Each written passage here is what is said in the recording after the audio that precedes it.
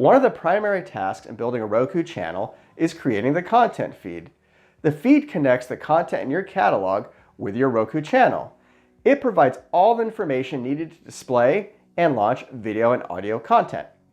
In this lesson, we'll discuss how the content feed is used to load and organize content in the channel UI, review how the content node maps metadata in your content feed to the SceneGraph components in your channel UI, and provide a few tips for creating your own feed.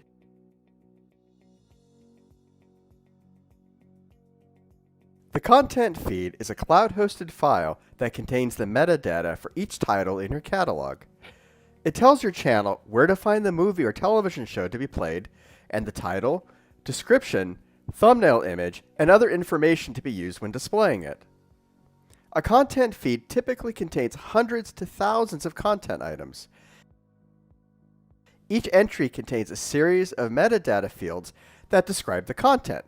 This includes the unique ID, name, description, thumbnail image, and URL. You will use this metadata to add content to your channel's UI. For example, when you are developing the channel's home and details pages, you will get the thumbnail images, titles, and other relevant metadata from the feed and use it to populate a grid, list, or panel. The feed may also contain metadata for organizing content in your channel.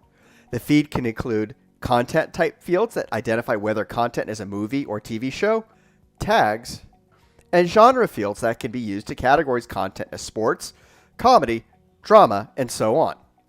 You can use these types of fields, for example, to create rows of related content in your channel's homepage.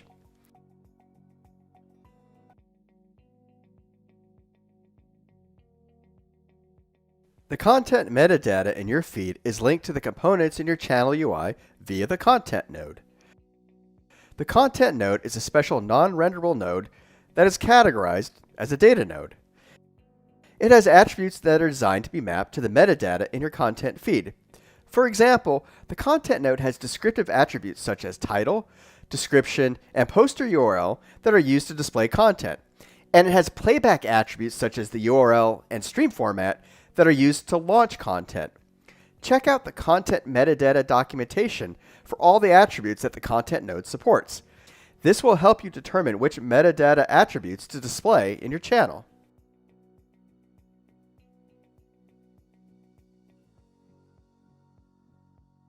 You can map the metadata in your feed to a SceneGraph component in a few steps. Generally, you create a content node, set its attributes to the metadata in your feed, and then add the content node to the UI component. For example, to populate a grid on your channel's homepage with your movie catalog, you create a single root content node, iterate through the content feed to add the row title, and then the thumbnail image, title, description, and other descriptive attributes for each movie in the row. The metadata for the movies in the row are stored in a series of child content nodes. In this example, each child content node represents an individual movie. Finally, you add the root content node to the grid.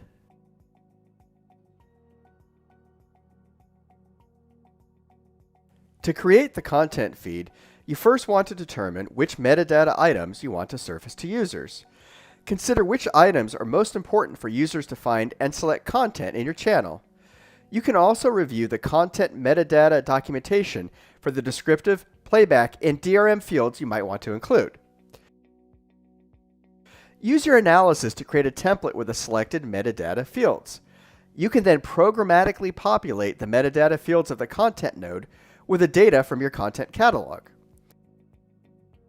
When you are done creating the feed, you need to host it on your website, a content delivery network or CDN, online video platform or OVP, or other hosting solution. You can also contact one of Roku's third-party developers to create your feed.